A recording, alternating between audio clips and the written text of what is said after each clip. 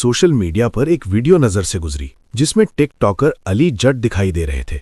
Video का अंदाज ऐसा था जैसे वो किसी को गाली देने लगे हों, मगर ऐन उसी लम्हे गाली की जगह कुरान मजीद की सूरह फातिहा के अल्फाज पढ़ने लगते हैं।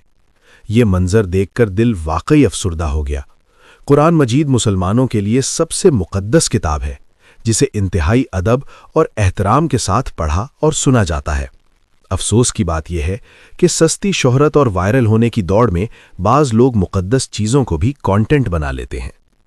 वाक़े के बाद अली जट की जानिब से मुआफ़ी भी सामने आई।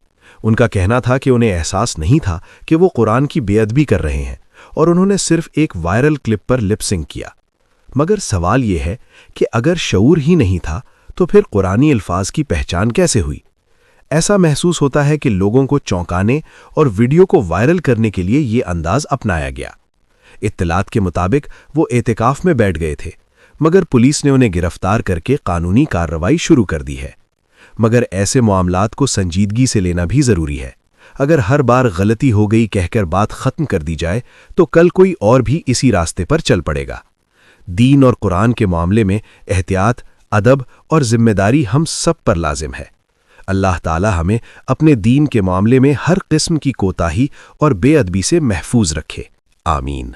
आप सबसे गुजारिश है, अगर वीडियो अच्छी लगे तो लाइक ज़रूर करें।